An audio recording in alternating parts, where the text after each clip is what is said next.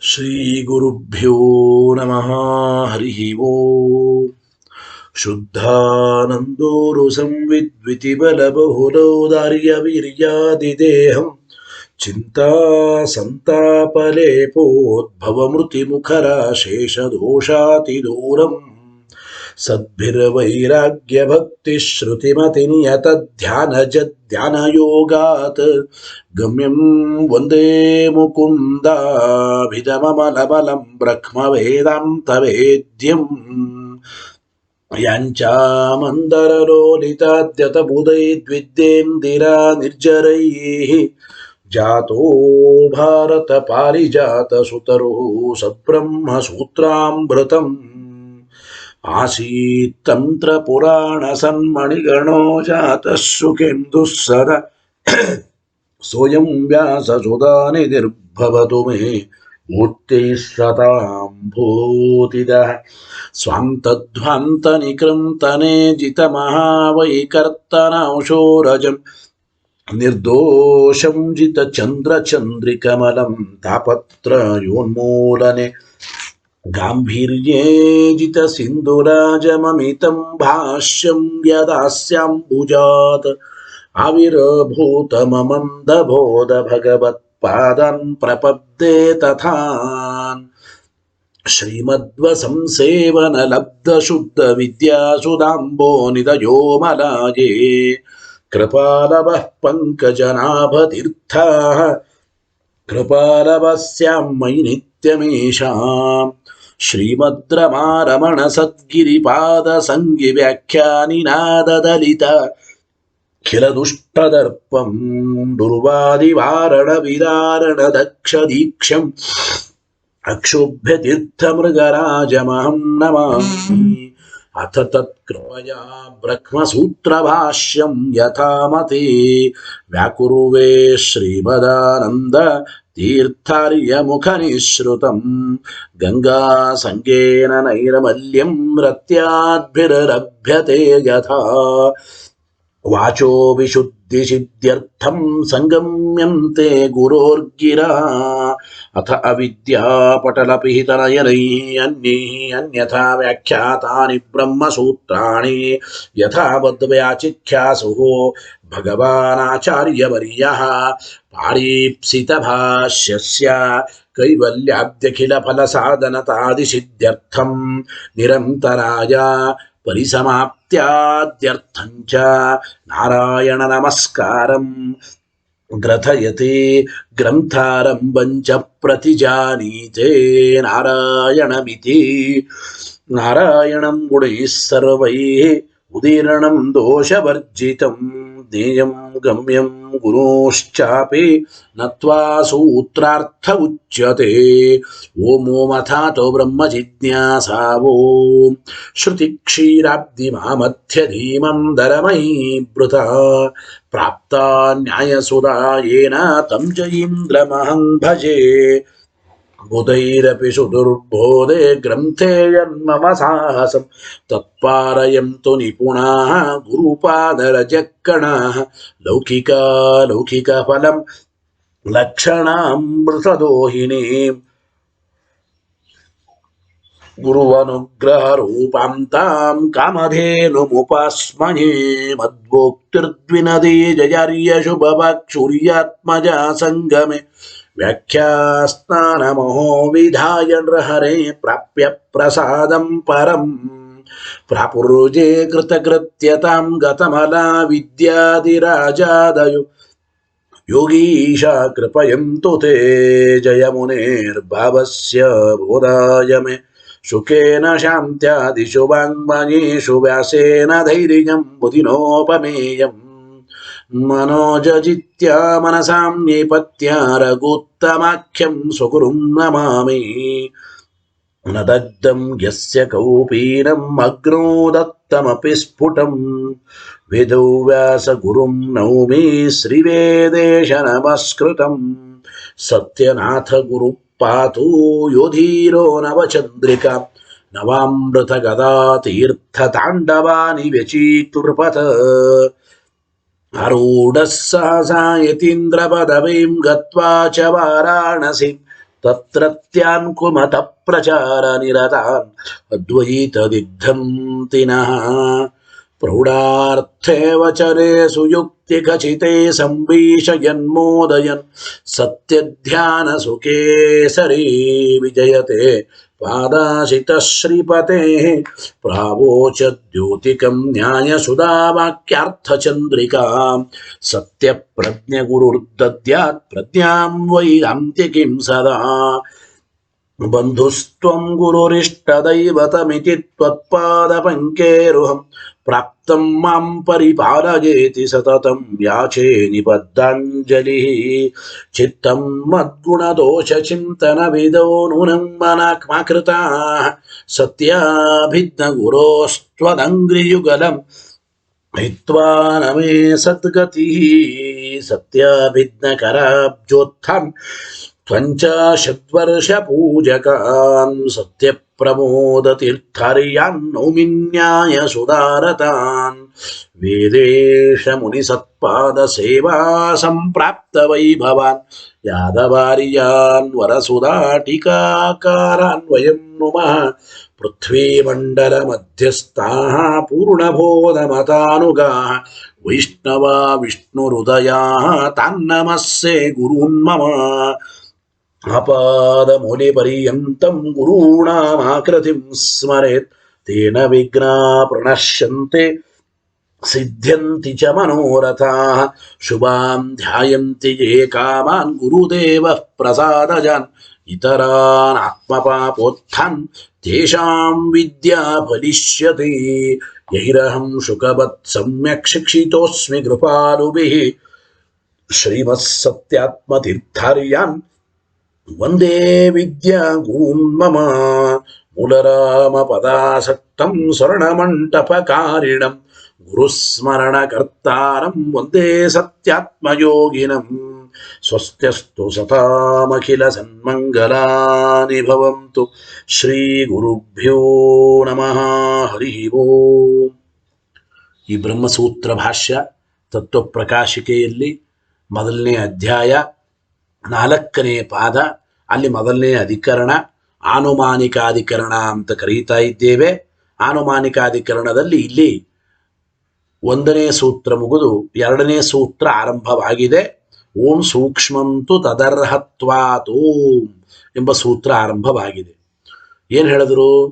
ಅವ್ಯಕ್ತಾದಿ ಶಬ್ದವಾಚ್ಯನಾದವನು ಪರಮಾತ್ಮನೇ ಅಂತ ಹೇಳ್ತಾ ಇದ್ದಾರೆ. ಯಾಕೆ? ಪ್ರಧಾನಾದಿ ತತ್ವಗಳನ್ನು ಅವ್ಯಕ್ತ ಅಂತ ಅನ್ಬೋದಲ್ವಾ? ಪ್ರಧಾನಾದಿ ತತ್ವಗಳಲ್ಲೇ ಅವ್ಯಕ್ತ ಶಬ್ದದ ಪ್ರಸಿದ್ಧಿ ಉಂಟಲ್ವಾ ಅಂತಂದ್ರೆ ಹಾಗಲ್ಲ. ಯಾವುದನ್ನ ಅವ್ಯಕ್ತ ಅಂತ ಕರೆಯಬೇಕು ಅಂತ ಸೂತ್ರಕಾರ ಹೇಳಿದ್ರು. ಯಾವುದನ್ನ ಅವ್ಯಕ್ತ ಅನ್ನಬೇಕು ಅಂದ್ರೆ ಯಾವುದು ಸೂಕ್ಷ್ಮವೋ ಅದೇ ಅವ್ಯಕ್ತ ಅಂತ ಕರೆಯೋದಕ್ಕೆ ಯೋಗ್ಯ.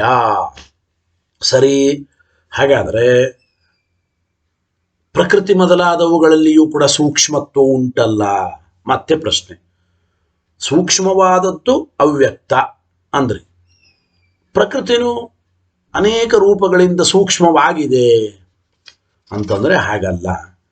ಮುಖ್ಯವಾದ ಸೂಕ್ಷ್ಮತ್ವ ಅದು ಪರಮಾತ್ಮನಿಗೆ ಇದೆ. ಅಂದ್ರೆ ಯತ್ರ ಮುಖ್ಯ ಸೂಕ್ಷ್ಮತ್ವಂ ತತ್ರ ಅವ್ಯಕ್ತತ್ವಂ. ಯಾವುದು ಮುಖ್ಯ ಸೂಕ್ಷ್ಮವೋ ಅದನ್ನು ಅವ್ಯಕ್ತ ಅವ್ಯಕ್ತ ಅಂತ ಕರೆಯಬೇಕು.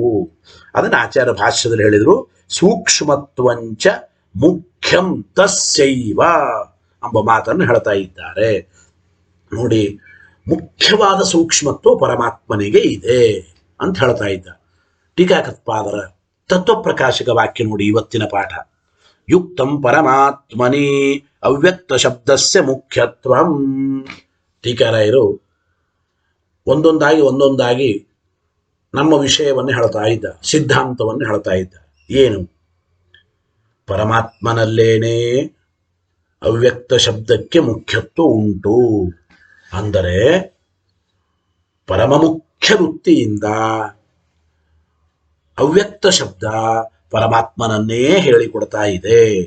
ಅಂದ್ರೆ ಪರಮಾತ್ಮನಿ ಅವ್ಯಕ್ತ ಶಬ್ದಸ್ಯ ಮುಖ್ಯತ್ವಂ ಯುಕ್ತಂ. ಅವ್ಯಕ್ತ ಶಬ್ದಕ್ಕೆ ಮುಖ್ಯತ್ವ ಎಂಬುದು ಪರಮಾತ್ಮನಲ್ಲೇ ನಾವು ಹೇಳಿದ್ದು ಅತ್ಯಂತ ಯುಕ್ತವೇ. ಯಾತಕ್ಕೆ ಅಂತಂದ್ರೆ ಅಲ್ಲಿ ಹೇಳಿದ್ರು ತದರ್ಥಭೂತ ಅವ್ಯಕ್ತತ್ವಸ್ಯ ಪರಮಾತ್ಮನಿ ಸತ್ವಾದ. ಮುಖ್ಯವಾಗಿ ಅವ್ಯಕ್ತ ಅವನು ಪರಮಾತ್ಮನೇ. ಹೇಗಂತೀರಿ ಅಂದರೆ ಅವ್ಯಕ್ತ ಪದದ ಅರ್ಥ ಏನು? ಅವ್ಯಕ್ತತ್ವ. ಅವ್ಯಕ್ತ ಪದದ ಅರ್ಥವಾದ ಅವ್ಯಕ್ತತ್ವ ಎಂಬುದು ಅದು ಪರಮಾತ್ಮನಲ್ಲೇ ಉಂಟು. ತದರ್ಥಭೂತ ಅವ್ಯಕ್ತತ್ವಸ್ಯ ಪರಮಾತ್ಮನಿ ಸತ್ವಾತ್. ಆ ಅವ್ಯಕ್ತ ಪದದ ಅರ್ಥವಾದ ಅವ್ಯಕ್ತತ್ವ ಎಂಬುವ ಪ್ರವೃತ್ತಿ ನಿಮಿತ್ತ ಧರ್ಮ ಅದು ಪರಮಾತ್ಮನಲ್ಲೇ ಇದೆ.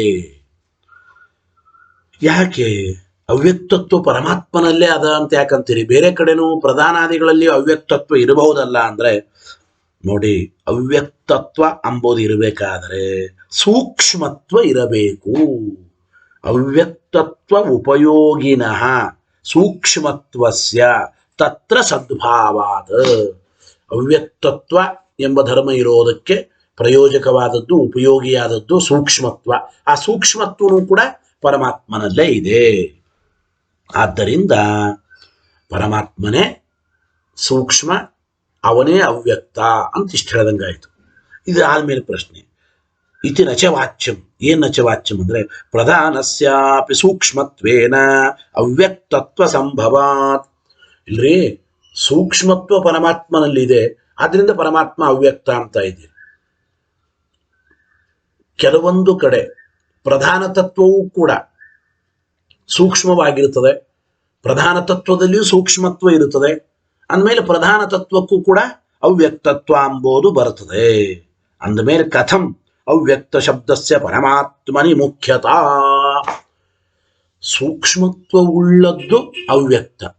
ಸೂಕ್ಷ್ಮತ್ವ ಪರಮಾತ್ಮನಲ್ಲಿ ಇದ್ದಂತೆ ಪ್ರಧಾನ ತತ್ವದಲ್ಲಿಯೂ ಕೂಡ ಅನೇಕ, ಅಂದ್ರೆ ಸೂಕ್ಷ್ಮವಾದ ಪ್ರಕೃತಿ ಅಂತ ಹೇಳ್ತೇವೋ ಇಲ್ಲೋ, ಆ ಸೂಕ್ಷ್ಮತ್ವ ಎಂಬುದು ಪ್ರಕೃತಿಯಲ್ಲಿಯೂ ಇದೆ. ಅಂದ ಮೇಲೆ ಮುಖ್ಯವಾದ ಅವ್ಯಕ್ತ ಶಬ್ದಕ್ಕೆ ವಾಚ್ಯನಾದವನು, ಮುಖ್ಯವಾಗಿ ಅವ್ಯಕ್ತ ಶಬ್ದಕ್ಕೆ ವಾಚ್ಯನಾದವನು ಪರಮಾತ್ಮ ಅಂತ ಹೇಗೆ ಅಂದ್ರಿ? ಅಂದ್ರೆ ಮುಖ್ಯತೆಯ ಅವ್ಯಕ್ತ ಶಬ್ದ ವಾಚ್ಯನಾದವನು ಪರಮಾತ್ಮನೇ ಅಂತ ಹೇಳಬೇಡಿ. ಸೂಕ್ಷ್ಮತ್ವ ಪರಮಾತ್ಮನಲ್ಲಿ ಇದ್ದಂತೆ ಪ್ರಕೃತಿಯಲ್ಲಿಯೂ ಇದೆ. ಸೂಕ್ಷ್ಮವಾದ ಪ್ರಕೃತಿ ಅಂತ ವ್ಯವಹಾರ ಮಾಡ್ತೇವೆ. ಅಂದ ಮೇಲೆ ಮುಖ್ಯತೆಯ ಅವ್ಯಕ್ತ ಶಬ್ದ ವಾಚ್ಯನಾದವನು ಪರಮಾತ್ಮ ಅಂತ ಹೇಗಂತೀರಿ? ಪ್ರಶ್ನೆ. ಕಥಂ ಅವ್ಯಕ್ತ ಶಬ್ದಸ್ಯ ಪರಮಾತ್ಮನೇ ಮುಖ್ಯತ ಇತಿ. ಅದಕ್ಕೆ ಉತ್ತರ ಹೇಳ್ತಾ ಇದ್ದಾರೆ. ನೋಡಪ್ಪ, ಪ್ರಕೃತಿಯನ್ನು ಸೂಕ್ಷ್ಮವಾದ ಪ್ರಕೃತಿ ಅಂತ ಕರೆಯಬಹುದು, ಪ್ರಕೃತಿಯಲ್ಲಿಯೂ ಸೂಕ್ಷ್ಮತ್ವ ಅಂತ ಒಪ್ಪಬಹುದು. ಆದರೆ ವಿಷ್ಣು ಅತಿ ಸೂಕ್ಷ್ಮತ್ವೇನ ಅತ್ಯಂತಂ ಅವ್ಯಕ್ತತ್ವ ಹೇಳ್ತಾ ಇದ್ದಾರೆ. ಸೂಕ್ಷ್ಮವಾದ ಪ್ರಕೃತಿ ಅಂತ ವ್ಯವಹಾರ ಮಾಡ್ತಾ ಪ್ರಧಾನ ತತ್ವದಲ್ಲಿಯೂ ಸೂಕ್ಷ್ಮತ್ವ ಇರಬಹುದು. ಆದರೆ ಅತಿ ಸೂಕ್ಷ್ಮತ್ವ ಎಲ್ಲಿದೆ? ಅಣೋರಣೀಯಾನ್ ಮಹತೋ ಮಹೀಯಾನ್ ಅಂತ ಹೇಳಿದಂತೆ ಅತಿ ಸೂಕ್ಷ್ಮತ್ವ ಅದು ಪರಮಾತ್ಮನಲ್ಲೇ ಇದೆ. ಹಾಗಾದ್ರೆ ಯದತಿ ಸೂಕ್ಷ್ಮಂ ತದವ್ಯಕ್ತಂ ಎಂಬ ಮಾತನ್ನು ಹೇಳ್ತಾ ಇದ್ದ. ಹಾಗಾದ್ರೆ ನೋಡಿ, ಯಾವುದು ಅತಿ ಸೂಕ್ಷ್ಮವೋ ಅದು ಅವ್ಯಕ್ತ ಅಂತ ನಾವು ಹೇಳಿದಂಗಾಯಿತು. ಆದ್ದರಿಂದ ಅತಿಶಯೇನ ಪ್ರವೃತ್ತಿ ನಿಮಿತ್ತವತ್ತೈವ ಶಬ್ದಸ್ಯ ಮುಖ್ಯತ್ವಾತ್ ಇತಿ ಭಾವ. ಟೀಕರಾಯರು ತಿಳಿಸಿಕೊಡ್ತಾ ಇದ್ದಾರೆ. ಅಂದರೆ ಈ ಶಬ್ದದಿಂದ ಇದೇ ವಾಚ್ಯವಾಗಿದೆ ಅಂತ ಯಾವುದನ್ನು ಹೇಳಬೇಕು ಅಂತಂದ್ರೆ, ನೋಡಿ, ಯಾವ ಶಬ್ದದ ಅತಿಶಯೇನ ಪ್ರವೃತ್ತಿ ನಿಮಿತ್ತ ಎಲ್ಲಿರುತ್ತದೋ ಅದೇನೆ ಆ ಶಬ್ದದಿಂದ ವಾಚ್ಯವಾಗಿದ್ದು ಅಂತ ನಾವು ಅರ್ಥ ಮಾಡಿಕೊಳ್ಳಬೇಕು. ಈಗ ಇಯಂ ಗೌಹು ಅಂತ ನಾವು ಕರಿಬೇಕು. ಈ ಒಂದು ಪ್ರಾಣಿಯೇ ಗೋ ಶಬ್ದ ವಾಚ್ಯವಾಗಿದೆ. ಯಾತಕ್ಕೆ? ಗೋ ಶಬ್ದದ ಪ್ರವೃತ್ತಿ ನಿಮಿತ್ತ ಏನು? ಸಾಸ್ನಾದಿಮತ್ವ, ಗೋತ್ವ ಅಂತ ಸ್ವೀಕಾರ ಮಾಡಿ. ಅಂದ್ರೆ ಅತಿಶಯೇನ ಶಬ್ದದ ಪ್ರವೃತ್ತಿ ನಿಮಿತ್ತ ಎಲ್ಲಿ ಉಂಟೋ ಆ ಪದಾರ್ಥವನ್ನೇ ಆ ಶಬ್ದದಿಂದ ನಾವು ಕರೆಯಬೇಕು. ಗೊತ್ತಾಯಿತು ಅಲ್ಲಿ? ಅತಿಶಯೇನ ಶಬ್ದದ ಪ್ರವೃತ್ತಿ ನಿಮಿತ್ತ ಎಲ್ಲಿರುತ್ತದೋ ಅದೇನೆ ಮುಖ್ಯವಾಗಿ ಆ ಶಬ್ದದಿಂದ ವಾಚ್ಯವಾದದ್ದು ಅಂತ ನಿಯಮ. ಈಗ ಅವ್ಯಕ್ತ ಶಬ್ದದ ಪ್ರವೃತ್ತಿ ನಿಮಿತ್ತ ಅತಿ ಸೂಕ್ಷ್ಮತ್ವ. ಹಾಗಾದ್ರೆ ಅತಿ ಸೂಕ್ಷ್ಮತ್ವ ಎಂಬ ಅವ್ಯಕ್ತ ಶಬ್ದದ ಪ್ರವೃತ್ತಿ ನಿಮಿತ್ತ ಅದು ಪರಮಾತ್ಮನಲ್ಲೇ ಇದೆ. ಆದ್ದರಿಂದ ಪರಮಾತ್ಮನೇ ಅವ್ಯಕ್ತ ಶಬ್ದದಿಂದ ಮುಖ್ಯತೆಯ ವಾಚ್ಯನಾಗಿದ್ದಾನೆ ಎಂಬ ಮಾತನ್ನ ಟೀಕರಾಯರು ಹೇಳಿದಂತಾಯಿತು. ಇದಾದ ಮೇಲೆ ಮತ್ತೆ ಮುಂದೆ ಪ್ರಶ್ನೆ, ಕುತಃ ವಿಷ್ಣೋ ಮುಖ್ಯ ಸೂಕ್ಷ್ಮತ್ವಂ ಏನ ತಸ್ಯ ಮುಖ್ಯ ಅವ್ಯಕ್ತತ್ವಂ ಇತಿ ತತ್ರಾಹ ಯದಿತಿ. ನೀವೇನಂದ್ರೆ ಹಾಗಾದ್ರೆ, ಯತ್ರ ಅತಿ ಸೂಕ್ಷ್ಮತ್ವಂ ತತ್ರ ಅತಿಶಯೇನ ಅವ್ಯಕ್ತತ್ವಂ ಮುಖ್ಯ ಅವ್ಯಕ್ತತ್ವಂ. ಅಂದ್ರೆ ಯಾವ ವ್ಯಕ್ತಿಯಲ್ಲಿ ಮುಖ್ಯ ಸೂಕ್ಷ್ಮತ್ವ ಇರುತ್ತದೋ ಆ ವ್ಯಕ್ತಿನೇ ಮುಖ್ಯವಾಗಿ ಅವ್ಯಕ್ತ ಶಬ್ದ ವಾಚ್ಯ ಅಂತ ನೀವು ನೇಮ ಹೇಳಿದ್ದೀರಿ. ಆಚಾರ್ಯರ ಭಾಷ್ಯದಲ್ಲಿಯೂ ಹೇಳಿದರು, ಸೂಕ್ಷ್ಮತ್ವಂಚ ಮುಖ್ಯಂ ತಸ್ಯೈವ ಅಂತ ಭಾಷ್ಯದಲ್ಲಿ ಆಚಾರ್ಯ ಹೇಳಿದ್ದಾರೆ. ಅಂದರೆ ಮುಖ್ಯವಾದ ಒಂದು ಸೂಕ್ಷ್ಮತ್ವ ಪರಮಾತ್ಮನಲ್ಲಿ ಇದೆ, ಅದಕ್ಕೆ ಮುಖ್ಯವಾದ ಅವ್ಯಕ್ತ ಅಂದ್ರೆ ಅವನೇ. ಇದು ಹೇಗೆ ಹೇಳ್ತೀರಿ? ನಿಮ್ಮ ಪರಮಾತ್ಮನಲ್ಲೇ ಮುಖ್ಯವಾದ ಸೂಕ್ಷ್ಮತ್ವ, ಆದ್ದರಿಂದ ಮುಖ್ಯವಾದ ಅವ್ಯಕ್ತತ್ವ ಅಂತ ಹೇಗೆ ಹೇಳ್ತೀರಿ? ಮುಖ್ಯವಾದ ಸೂಕ್ಷ್ಮತ್ವ ಅಂತ ಇದ್ದರೆ ಮುಖ್ಯವಾಗಿ ಪರಮಾತ್ಮನೇ ಅವ್ಯಕ್ತ ಅಂತ ಅನ್ನಿ. ಆ ಮುಖ್ಯವಾದ ಸೂಕ್ಷ್ಮತ್ವ ಹೇಗೆ ಪರಮಾತ್ಮನಲ್ಲಿ ಅಂದರೆ, ಪಿಪ್ಪಲಾದ ಶಾಖಾ, ಅಪೌರುಷೇಯವಾದ ವೇದವಾಕ್ಯ ಪಿಪ್ಪಲಾದರ ಶಾಖೆಯನ್ನು ಕೊಟ್ಟು ಆಚಾರ್ಯರು ಹೇಳ್ತಾ ಇದ್ದಾರೆ. ಪಿಪ್ಪಲಾದ ಶಾಖಾ ವಾಕ್ಯವನ್ನು ಹೇಳಿ ಅರ್ಥ ತಿಳಿಯೋಣ. ಯತ್ತತ್ ಸೂಕ್ಷ್ಮಂ ಪರಮಂ ವೇದಿತವ್ಯಂ ನಿತ್ಯಂ ಪರಂ ವೈಷ್ಣವಂ ಖ್ಯಾಮನಂತೆ ಯತ್ತತ್ ಲೋಕ ನ ವಿದುರ್ಲೋಕ ಸಾರಂ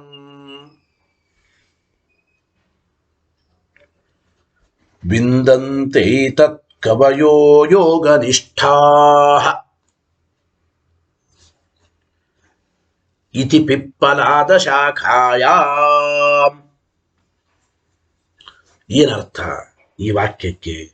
ಯತ್ತತ್ ಸೂಕ್ಷ್ಮಂ ಪರಮಂ ವೇದಿತವ್ಯಂ. ಈ ಒಂದು ವಾಕ್ಯಕ್ಕೆ ಏನಪ್ಪ ಅರ್ಥ ಅಂತಂದ್ರು ನೋಡಿ, ಲೋಕಸಾರಂ, ಯಾವ ಲೋಕೋತ್ತಮವೂ ಆಗಿರತಕ್ಕಂತಹ ನಿತ್ಯಂ ನಿತ್ಯವಾದ ವೈಷ್ಣವಂ ಅಂದ್ರೆ ವಿಷ್ಣುವಿನ ಸ್ವರೂಪವನ್ನ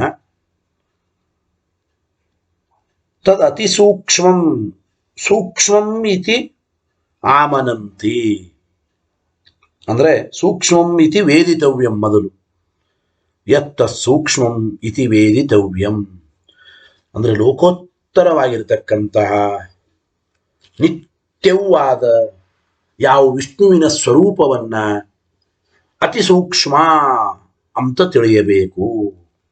ಮತ್ತು ಯತ್ತತ್ ಲೋಕಾಹ ನ ವಿದುಹು,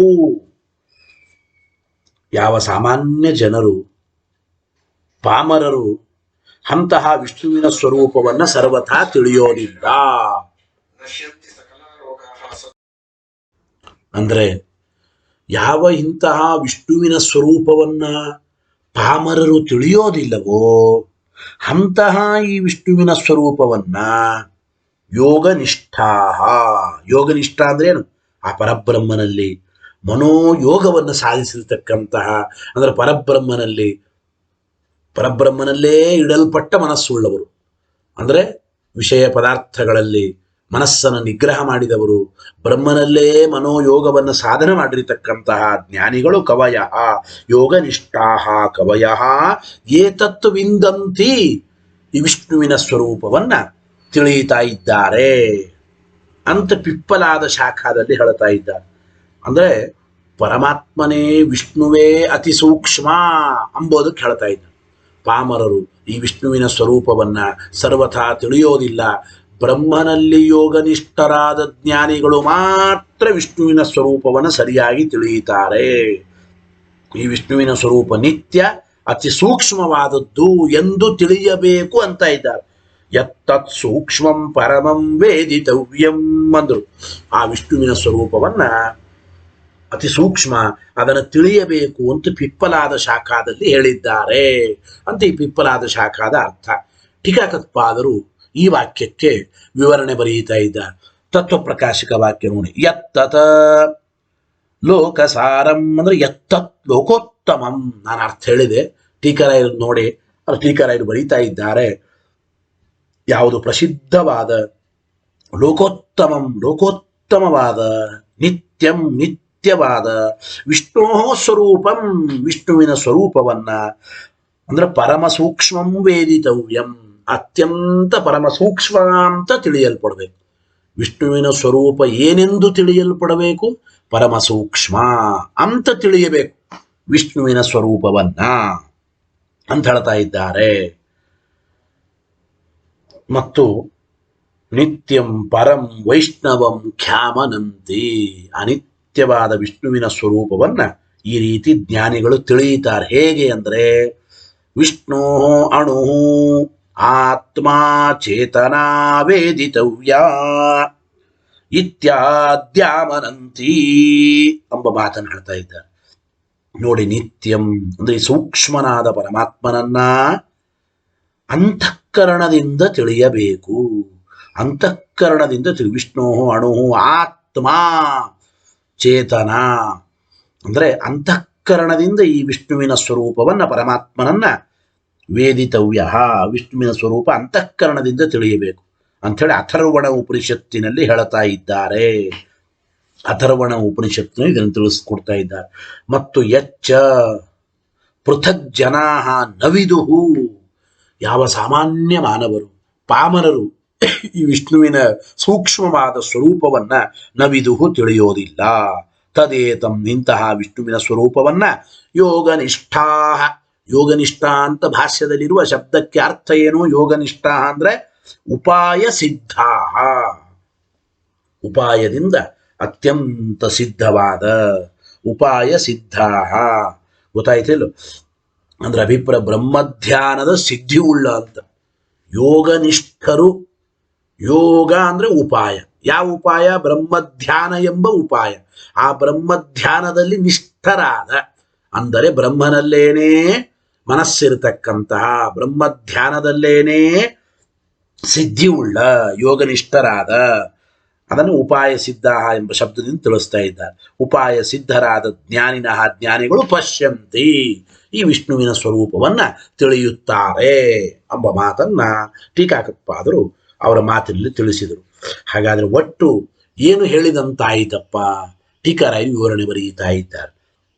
ಏವಂ ಜೀವಾದಿ ಶಬ್ದ ಪ್ರವೃತ್ತಿ ನಿಮಿತ್ತಾನಾಂ ಪ್ರಾಣಧಾರಣಾದೀನಾಂ ಭಗವತಿ ಮುಖ್ಯತ್ವೇನ ತತ್ಶಬ್ದಾನಾಂ ತತ್ರ ಮುಖ್ಯತ್ವಂ ದ್ರಷ್ಟವ್ಯಂ. ಮುಂದೆ ಹೋಗ್ತಾ ಇದ್ದಾರೆ ಟೀಕಾಕತ್ಪಾದರು. ಅವ್ಯಕ್ತ ಅಂದ್ರೆ ಮುಖ್ಯವಾಗಿ ಪರಮಾತ್ಮನನ್ನೇ ಅವ್ಯಕ್ತ ಅಂತ ತಿಳಿಯಬೇಕು. ಅವ್ಯಕ್ತ ಶಬ್ದದಿಂದ ಮುಖ್ಯವಾಗಿ ವಾಚ್ಯನಾದವನು ಪರಮಾತ್ಮನೇ. ಯಾಕೆ? ಅವ್ಯಕ್ತ ಶಬ್ದದ ಮುಖ್ಯವಾದ ಪ್ರವೃತ್ತಿ ನಿಮಿತ್ತ ಯಾವುದು? ಅತಿ ಸೂಕ್ಷ್ಮತ್ವ.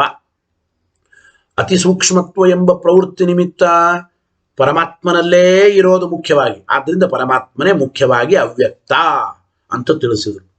ಆದ್ದರಿಂದ ಇದೇ ರೀತಿ ಅವ್ಯಕ್ತ ಶಬ್ದದ ಮುಖ್ಯವಾದ ಪ್ರವೃತ್ತಿ ನಿಮಿತ್ತ ಉಳ್ಳವನು ಪರಮಾತ್ಮನೇ ಆದ ಮೇಲೆ ಅವ್ಯಕ್ತ ಶಬ್ದದಿಂದ ಮುಖ್ಯವಾಗಿ ಪರಮಾತ್ಮನೇ ವಾಚ್ಯ ಅಂತ ಹೇಗೋ, ಏವಂ ಇದೇ ರೀತಿ ಜೀವಾದಿ ಶಬ್ದಗಳ ಪ್ರವೃತ್ತಿ ನಿಮಿತ್ತ ಜೀವ, ದುಃಖಿ, ಬದ್ಧ, ಅವರ, ಅಜ್ಞಾನಿ, ಬೇಕಾದ ಶಬ್ದಗಳಿರ್ಬೋದು.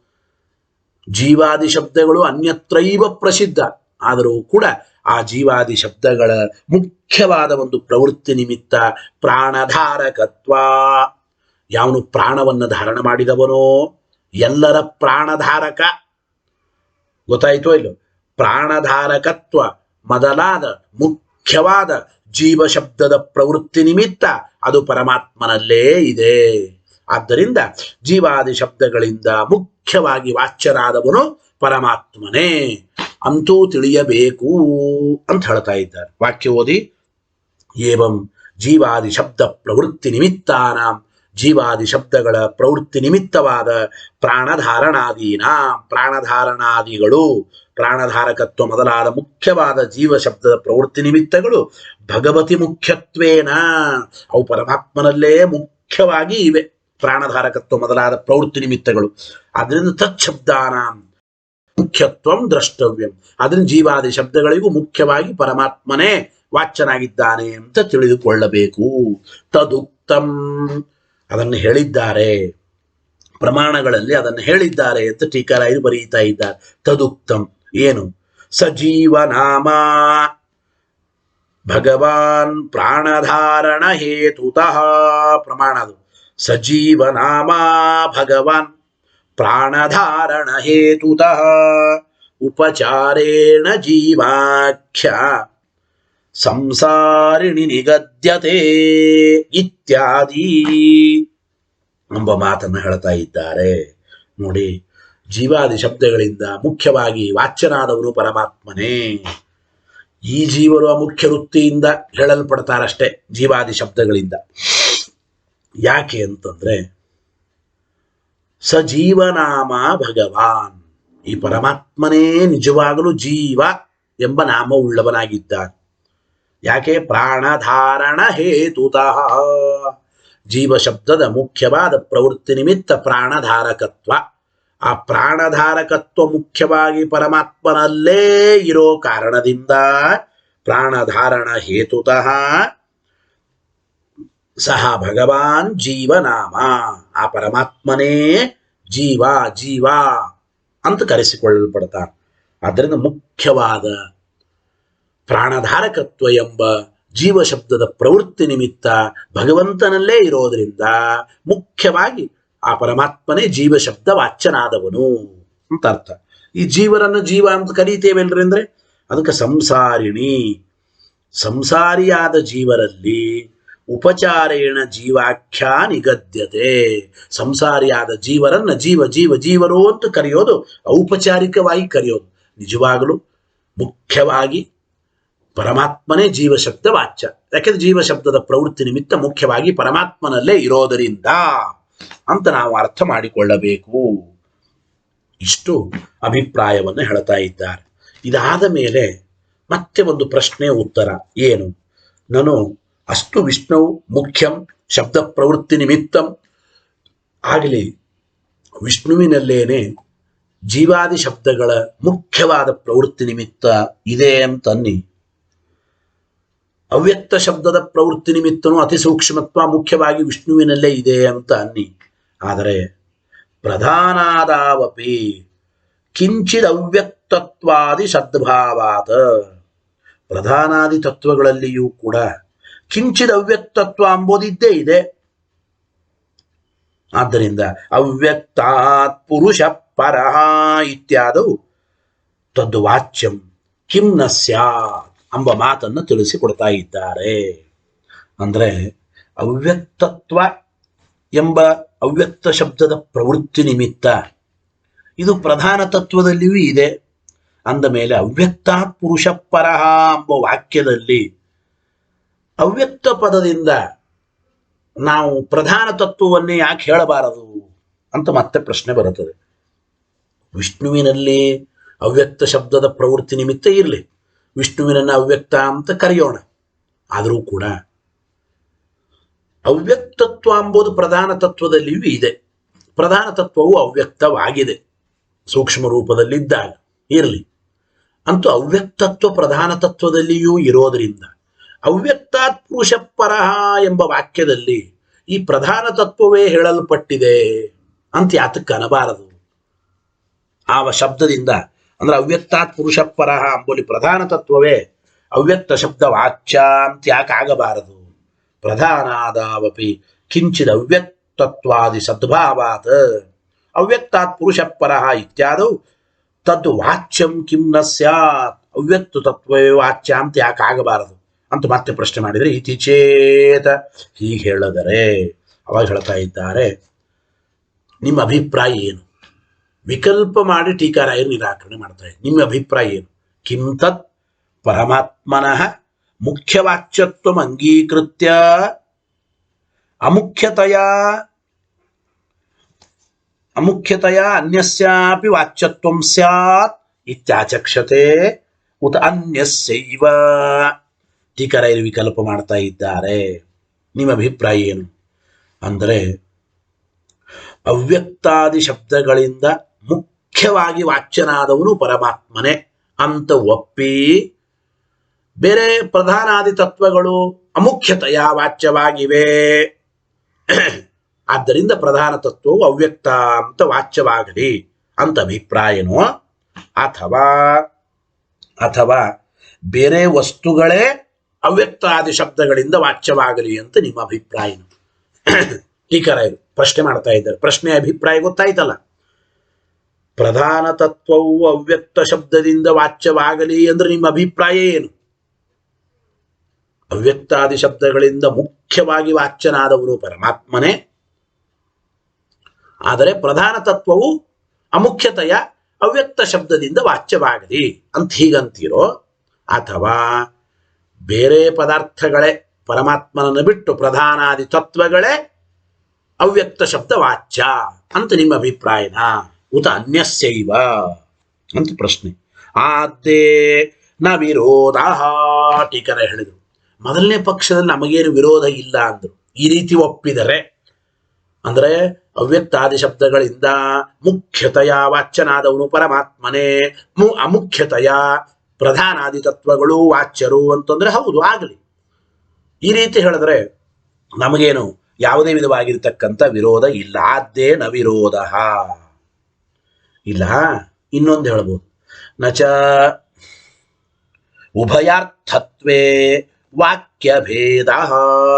ಹಂಗೆ ಹೇಳ್ತೀರಿ ಅಂತ ಒಂದು ಪ್ರಶ್ನೆ ಬರ್ತದೆ. ಮುಖ್ಯತೆಯ ವಾಚ್ಯನಾದವನು ಅವ್ಯಕ್ತಾದಿ ಶಬ್ದಗಳಿಂದ ಪರಮಾತ್ಮ, ಅಮುಖ್ಯತೆಯ ವಾಚ್ಯವಾದದ್ದು ಪ್ರಧಾನಾದಿ ತತ್ವಗಳು.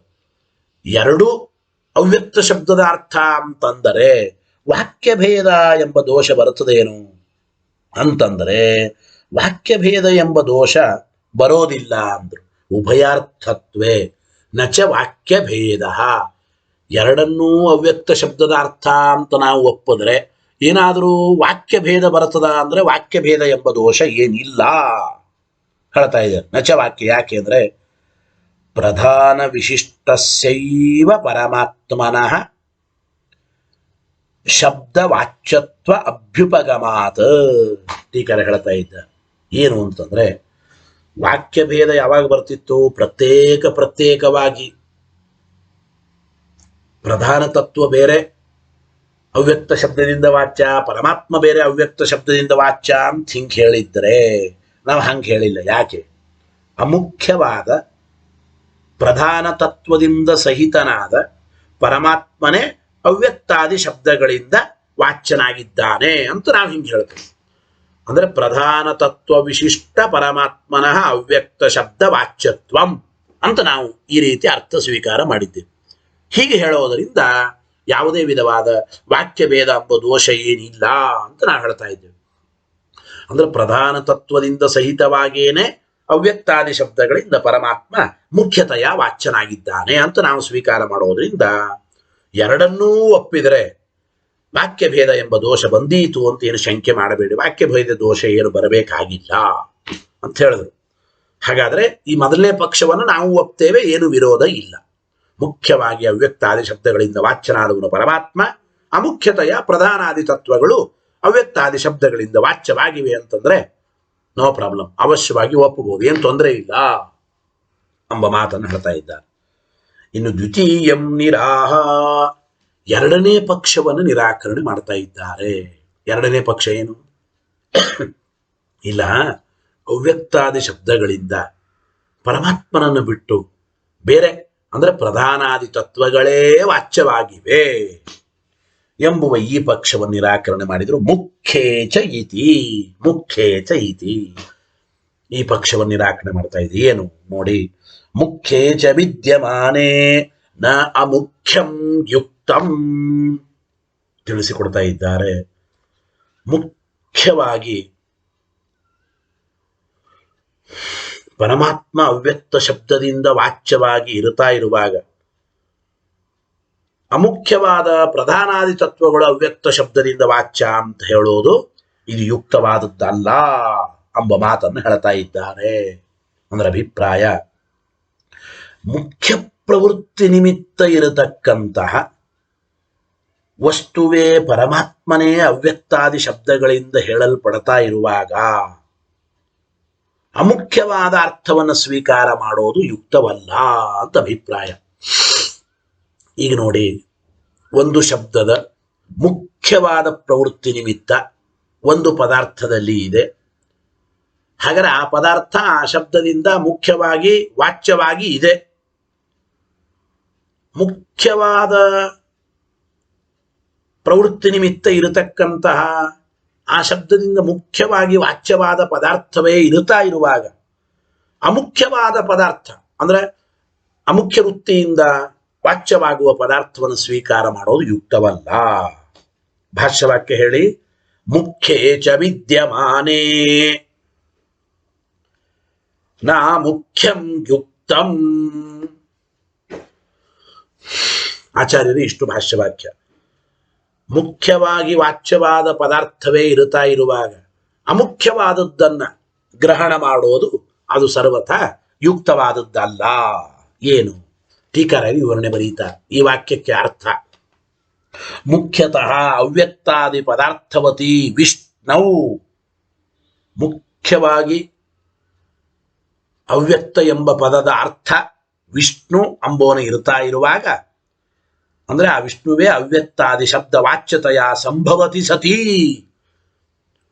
ಅವ್ಯಕ್ತ ಶಬ್ದದ ಪ್ರವೃತ್ತಿ ನಿಮಿತ್ತ ಅವ್ಯಕ್ತತ್ವ, ಪರಮ ಸೂಕ್ಷ್ಮತ್ವ, ಮುಖ್ಯ ಸೂಕ್ಷ್ಮತ್ವ, ಅತಿ ಸೂಕ್ಷ್ಮತ್ವ, ಈ ರೀತಿ ಅವ್ಯಕ್ತ ಶಬ್ದದ ಪ್ರವೃತ್ತಿ ನಿಮಿತ್ತ ಉಳ್ಳ ಪರಮಾತ್ಮ ಇದ್ದಾಗ ಅವ್ಯಕ್ತಾದಿ ಶಬ್ದಗಳಿಂದ ಮುಖ್ಯವಾಗಿ ವಾಚ್ಯನಾದ ವಿಷ್ಣು ಇರುತ್ತಾ ಇರುವಾಗ ಮುಖ್ಯತಃ ಅವ್ಯಕ್ತಾದಿ ಶಬ್ದಾರ್ಥವತಿ ವಿಷ್ಣು. ಮುಖ್ಯವಾಗಿ ಅವ್ಯಕ್ತ ಎಂಬ ಶಬ್ದದ ಅರ್ಥ ಆ ಪದಾರ್ಥ ಪರಮಾತ್ಮ ವಿಷ್ಣು ಅಂಬೋನು ಇರುತ್ತಾ ಇದ್ದಾಗ ಅವ್ಯಕ್ತಾದಿ ಶಬ್ದ ವಾಚ್ಯತೆಯ ಅವ್ಯಕ್ತ ಎಂಬ ಶಬ್ದದಿಂದ ವಾಚ್ಯನಾಗಿ ವಿಷ್ಣು ಸಂಭವತಿ ಸತಿ ವಿಷ್ಣು ಇದ್ದಾಗ ತತ್ ಪರಿತ್ಯಾಗೇನ ಆ ಮುಖ್ಯಾರ್ಥನಾದ ವಿಷ್ಣುವಿನನ್ನ ಬಿಟ್ಟು ಅಮುಖ್ಯತಃ ಶಬ್ದಾರ್ಥವತ ಅಮುಖ್ಯತೆಯ ಅಂದರೆ ಅಮುಖ್ಯವಾದ ಶಬ್ದದ ಪ್ರವೃತ್ತಿ ನಿಮಿತ್ತ ಉಳ್ಳ ಪ್ರಧಾನಾದೀನ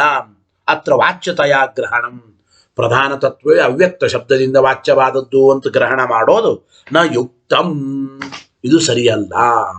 ಅಂದ್ರೆ ಅವ್ಯಕ್ತ ಶಬ್ದದಿಂದ ಮುಖ್ಯವಾಗಿ ವಿಷ್ಣುವೇ ವಾಚ್ಯನಾಗುತ್ತಾ ಇರುವಾಗ ಆ ವಿಷ್ಣುವಿನನ್ನ ಪರಿತ್ಯಾಗ ಮಾಡಿ ಅಮುಖ್ಯತೆಯ ವಾಚ್ಯವಾದ ಪ್ರಧಾನ ತತ್ವವೇ ಅವ್ಯಕ್ತ ಶಬ್ದದಿಂದ ಹೇಳಲ್ಪಡುತ್ತದೆ ಅಂತ ಹೇಳತಕ್ಕಂಥದ್ದು ಇದು ಸರ್ವಥಾ ಯುಕ್ತವಾದದ್ದಲ್ಲ.